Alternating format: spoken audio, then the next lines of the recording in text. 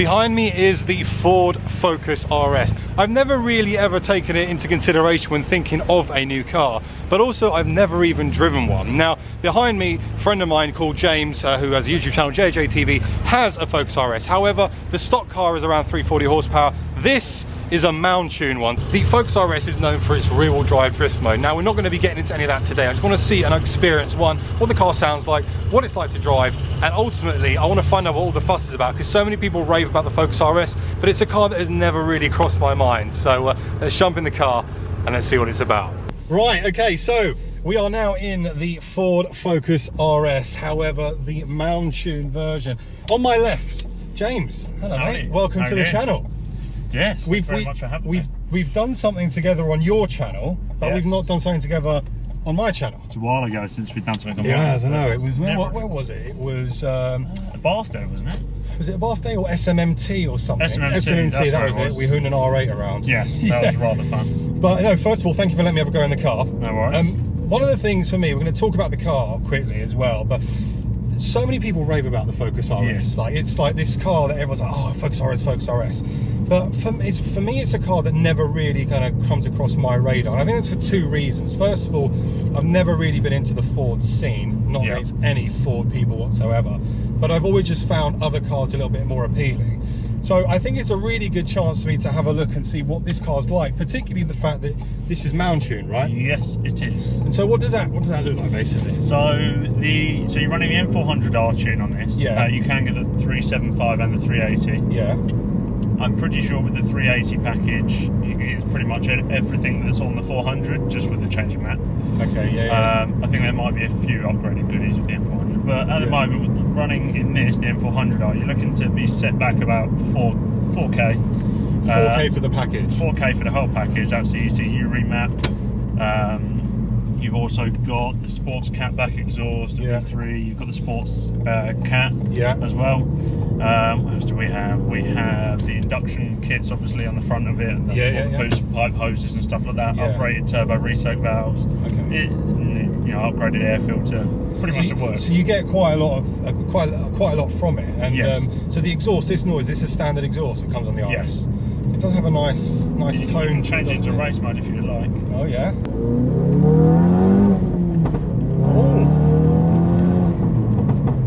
Oh, that sounds nice. It does. It's very, very good. And those pops and bangs, that's part of the Mountune tune. Yes. Oh, that's cool. Sorry, man. I just put my thing down. That's all right. That's all right. It has a very obnoxious, it's boisterous, isn't it? It's very much like, I am here, look at me. Yeah, no, that's rally cool. sort of car. Because this is four-wheel drive, isn't it? Yeah, it is.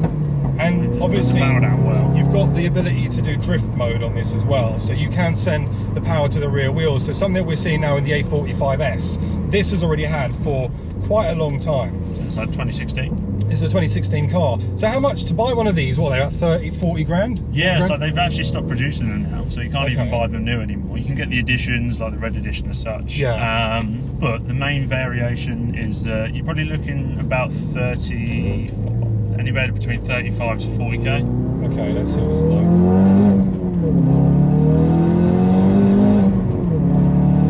Very boisterous, isn't it? I'll tell you what, it really does pick up. And the noise as well, like you can hear that air being sucked through there, being kicked right on the back of the exhaust. And then you get that very nice kind of pop and bang right at the end of the kind of the maneuver, if you like. The upshift, The upshift. Yeah, do you know what? It sounds cool, but I can see why people really like these. And from a handling, with Mountune, you say they do something to the handling as well? No, don't do anything to the handling, but these are pretty much renowned for being very good handling-wise anyway. It has got a thing called veering steering, which is quite well known within the RS community, where it just veers off to one side by itself because of the type of handling setup it has. It picks up every groove in the road it can. Tell you what, it's good fun. It's good fun. And it pulls quick as well. Even in 5th and 6th gear, it just carries on pulling. It does have. It's got quite a lot of low down torque with it as well. But I think the Mountune map has had a lot to play with that. Because I mean, I'm saying it's quick. Of course, it's quick. It's 400 horsepower. I mean, 3rd gear, casual cruise, all that power just dumps in. Yeah, no, it is a very cool car, mate.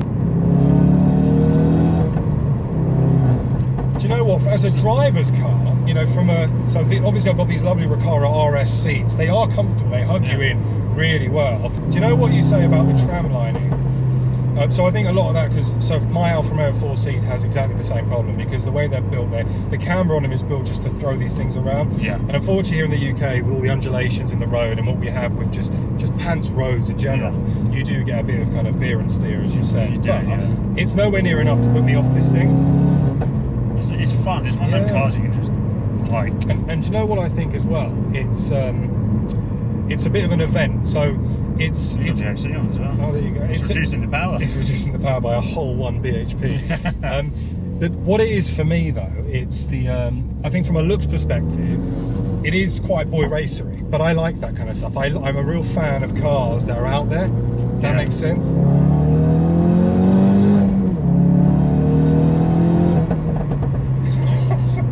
It is a very kind of Asbo-y car. Yeah, it is. And I think that's where it appeals to a lot of the younger, well, I guess you're testament to that, because you're the younger. Yeah. But then to be fair, I mean, that's discriminate against the older people. I think there's a lot of people who love these cars, and I can see why.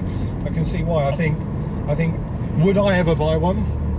I probably wouldn't, and I don't think it's anything against the car. I actually quite like the car. I'm not a fan of the interior. Oh no, this could be worked on, Yeah, I think the interior. I like the boost gauges. Yeah, the boost gauges are cool, and they kind of keep in line with all the heritage cars, like the Escort Cozzies. All the Cozzies had them up there. But I just think from an interior, but it's I guess that's what you get with Ford, isn't it? It's just how they are. But visually, I like this thing. I think it's cool. I think you've done well with it. Yeah, they're quite aggressive looking as well. And the colour, the blue, is the ultimate. Pops in the sun. Yeah, it really does. But very, very nice. I think it's one of the things. It's a difficult one. I think it's a car that it's obtainable, but for young people as well, it can be obtainable, but they are expensive. Yeah. I'm quite lucky in the sense that I've got, from owning a house, it allows me to have fairly decent insurance. Yeah. If I didn't own a house, my insurance prices would be sky high on this. Yeah. Are you finding it a lot more expensive than the ST? Not actually, no. It does about 100 miles less to a tank. Okay. So this does about 300 miles to a tank. The ST200 is about 400. Okay. And you know, that's driving it fairly fine. You know, just normal. And so it's obviously a 2-litre 4-pot engine, which is 2.3. 2.3. 2.3 4-pot, yeah. I didn't know that. See, that's my ignorance of not knowing much about this car, which is why it's quite cool, because I've come to this with a complete fresh of eyes. I've never driven one of these before, so like my opinion is not kind of knowing anything about the Focus RS. And I tell you what, you know what it is? I think it's quite addictive. Yeah. The noise, the more I'm putting my foot down, the more I want to hear more of that kind of air intake and that force of air out the exhaust. And it's quite a distinct noise, actually. It's got a bit more of a raspy noise than something like Rally-est. Yeah, almost that, actually. Let's go back around here. Not even that I mean, first gear pull.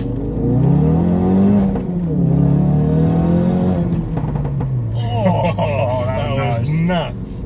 And that's part of the fun. I mean, that reaction just there, both of us. I think that's what Ford have kind of aimed to deliver with the Focus RS. I think it's a car that you can use for obviously pretty much anything. You've got relatively good boot space in the back. You've got 4 seats on the rear. Obviously 4 doors, so you can use it for everything. But also, when you really want to turn the taps on, you've got the ability to do so. You get the noise, you get the pops and bangs, and you get the smiles, and it's not too expensive to run either.